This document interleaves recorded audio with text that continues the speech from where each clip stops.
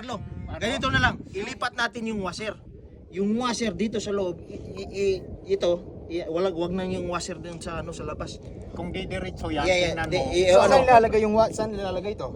Dito pa rin. Yan pa rin. Pero yung washer, dyan yung washer para mahigpit siya ba? Yung washer. Yeah. Oh. Kasi kagaya nito ba? Alisin ko ulit. Yeah. Yeah, Kagaya nito ba? Tingnan mo nito. Di ba Okay. may washer? Oo. Yeah. Baka higpit. Yeah. Baka. Tingnan natin. Hindi naman siya didiretso dito.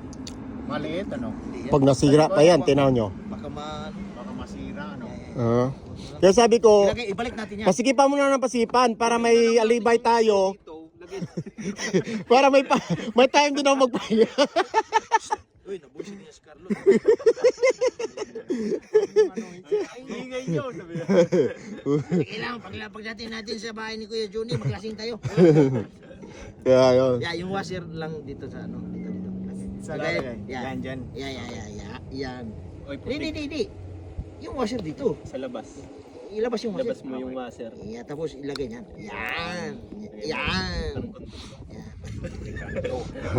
Ay, ilagay din natin to. Tapos, sa sobrang Hindi, alam mo yun yung kakaayos, sabay nasira tuloy. Okay lang, wala na ang computer. Hindi na lang yung speed.